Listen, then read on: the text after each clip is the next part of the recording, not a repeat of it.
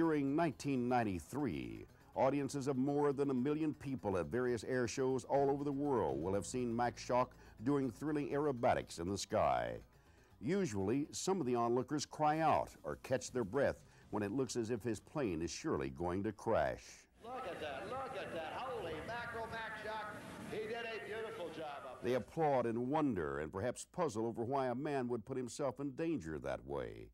Meanwhile, throughout the exhibitions, the audiences hear information from the announcer about the fuel Shauck is using. It's clean burning, renewable, economical, and it creates jobs. Coast-to-coast trip using alcohol fuel and the first to fly an international flight using alcohol fuel. It's called ethanol. Does the word sound familiar? It's just plain alcohol. You see, Max Shauck isn't flying for thrills or fortune. He's showing people that ethanol is an alternative fuel to aviation gasoline. This high-performance fuel is renewable and better for our environment than petroleum products. During an air show in Italy, Shauck met Grazia Zadine, a noted pilot and flight instructor, and they began to get ready for the first transatlantic flight using pure ethanol as fuel. They flew the prototype of an experimental aircraft, a Canard-type plane called the Velocity.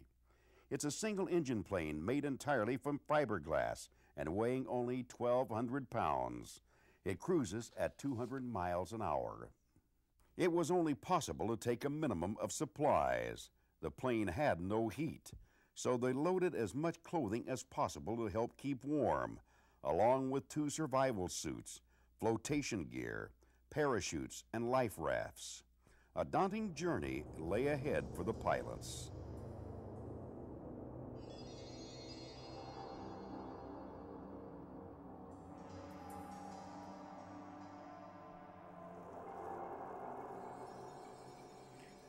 Suffolk Tower, velocity 401, Delta Mike, 10 west for landing, over. The purpose of this flight was to demonstrate the reliability and the performance of this fuel beyond the shadow of any doubt. We chose to cross the Atlantic with a single-engine airplane powered solely by ethanol, which we think was the ultimate proof for this fuel.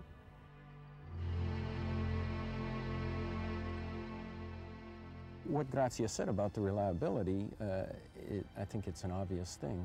Anybody that flies an aircraft across the Atlantic, particularly in the wintertime, when the weather is so bad and cold, you have no survival time in that water, even with the survival suits.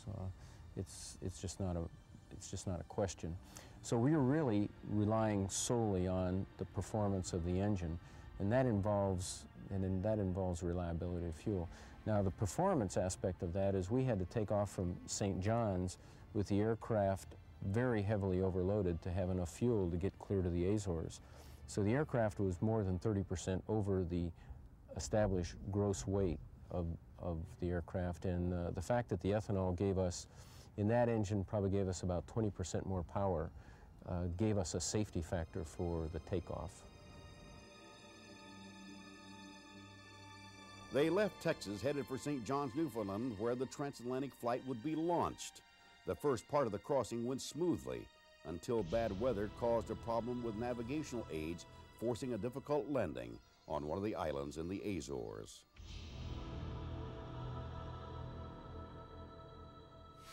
We did have an interesting moment approaching the Azore Islands. We had lost all the navigation aids and we were in bad weather. We had to dead reckon on the island of Flores. When we arrived there and we overflown the runway, the turbulence was so high that we were all over the airplane. So that landing was, to say the least, interesting. It was bad weather, very, very high winds, and a small runway. But it was done. Yeah. Max did a very good job.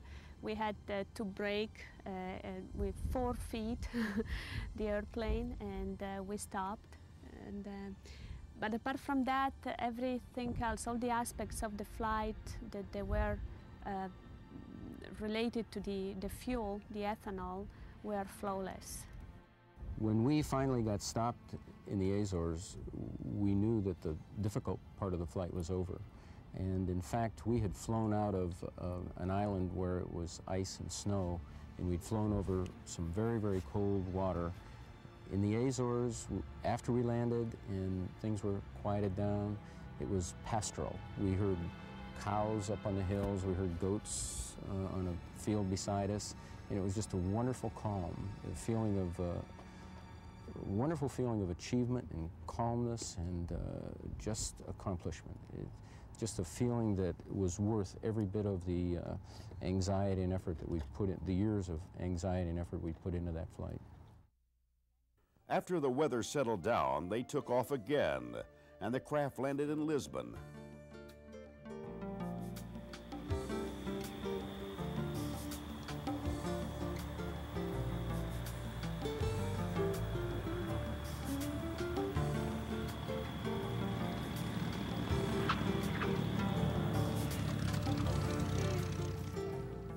Landing in Lisbon, we did not feel as strongly. First of all, it was easier to find Europe. It's much bigger than a little island in the ocean. And it was also a shorter flight and an easier flight. Of course, we were happy because that was the end of the transatlantic part, which was the hardest. But we did not have that strong feeling we felt in the Azores. When we arrived at the Azores, we decided that's it, we made it. Days later, Max and Grazia reached Paris, having flown 6,000 miles and successfully completing the first transatlantic flight using ethanol. For this flight and his work with ethanol, Shauck was awarded the Harmon Trophy, the world's most prestigious aviation award. It was presented to him in Washington, D.C. by Dan Quayle, who was then vice president.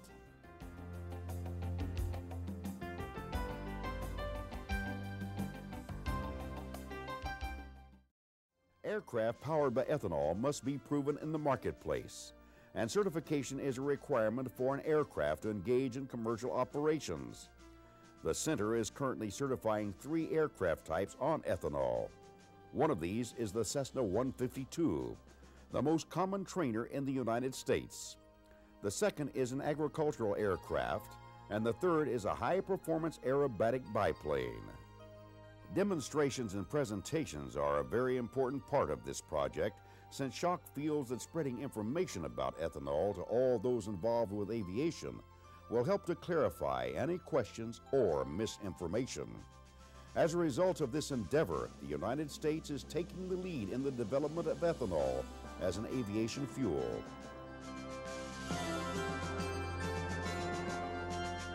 What lies ahead for Max, Grazia, and now their baby son Ivan? The baby certainly doesn't seem worried, and with parents like his, he'll probably be up in the air before we know it. But he does remind us why all of this effort is so vital. It's because future generations look to us to provide clean air and fuels that are environmentally safe, renewable, and economically sound. We cannot afford to let them down.